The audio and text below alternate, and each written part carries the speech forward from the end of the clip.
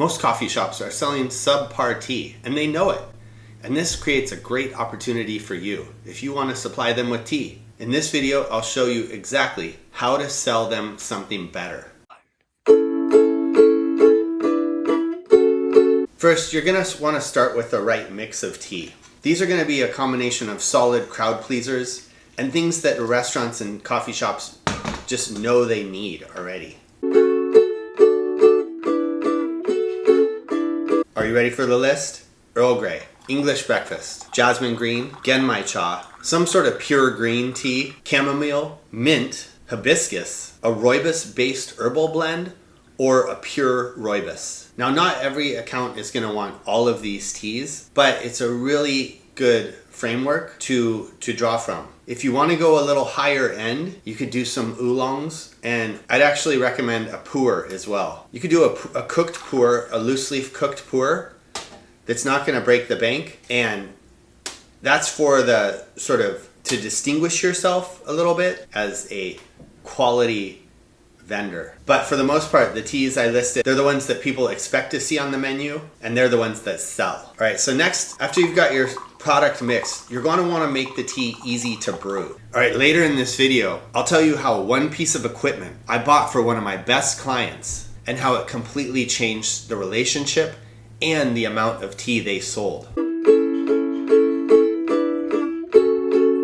So your biggest barrier here is going to be the staff convenience. How convenient is it for the staff to brew tea in the busy workplace? So loose leaf tea can be intimidating in a really fast-paced work environment like a cafe or a restaurant, but it doesn't have to be. So that's where the empty tea bags come into play. So we have two types of empty tea bags. This is the one I prefer. This is the Ocha pack. There's another style we offer as well, which is like a rectangle paper envelope. This is the Ocha pack here. And the way that works is it's just basically like when you first get it, this has tea in it already. It's just basically kind of like a pillowcase. You just put your scoop of tea in there.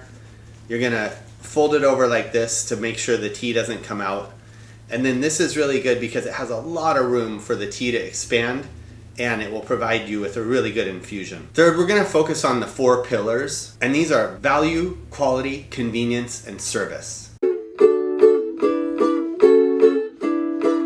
Value. So business owners want to know 2 things. How much is it going to cost per cup, and how much are they going to be able to charge per cup? Typically, I would have this information readily available for the business owner or the decision maker, because a lot of times when you're presenting the tea prices and you're presenting them in a price per pound or half pound or quarter pound, it seems daunting. It seems like a lot of money.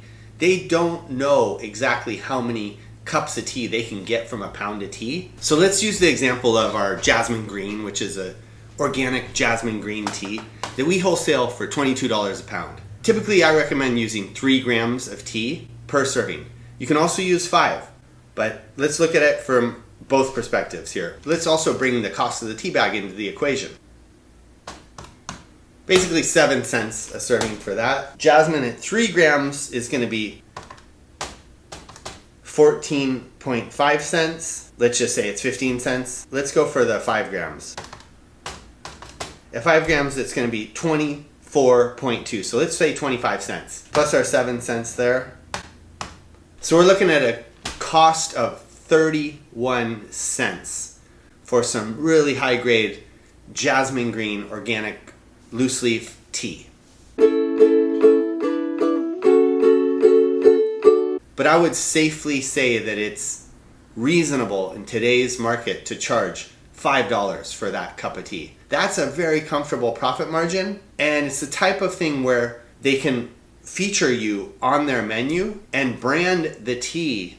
In fact, charging more and saying that our tea is provided by JT International or whatever the tea company might be, it will demand a premium. It is a recognized brand, or you can build that brand recognition, and it will be a sought after good that people are willing to pay more for. So you could probably even charge 6 or 7 or 8 depending on the quality of the tea. If you wanted to get a more expensive tea or a higher quality tea, there's a lot of room these days for charging a little bit more. The second pillar, quality. So your main competitor is the humble tea bag. You're gonna wanna explain how switching to loose leaf tea upgrades the whole customer experience. Keep in mind that if our main competitor is the tea bag, we're talking about broken bits of tea. It's basically what's considered, they call it the tea bag cut, TBC. And this tea bag cut is a very fine particulate. And the reason being is because that creates a very quick extraction so that the tea brews very quickly. As soon as you put it in the water, you'll see some color coming out. Well, one of the things that's bad about that is it increases the surface area, and then the nutrients or the health benefits and the flavor and all of the characteristics of the tea degrade quicker in the finer particulate. So loose leaf tea often comes in whole leaves, and it's often hand selected from small farms. Remember that higher quality equals better flavor and a premium offering. All right, so you can mention the microplastics in tea bags if you want to, but usually I like to focus on the positive, like the taste, the sourcing, and the story. Where does this tea come from? What farm does it come from? What's your relationship with the farmer? Things like this. And if your teas are organic, family farmed, or sourced directly from origin, highlight that. Moving to the next pillar, convenience. We touched on this a little bit with the aspect of the tea bag, but you've got to make it easy for the staff. Offer a free training. Teach them the basics of each tea, or go into as much detail as you want. Give them flavor notes, brew time, caffeine level. Remember, when the staff are confident, they'll actually recommend the tea. When you do the training, your goal is to get the staff to really like the tea, because then they'll recommend it wholeheartedly. And the customer will know that the staff aren't lying. They'll know because of their enthusiasm and the fact that that appreciation of the product transfers.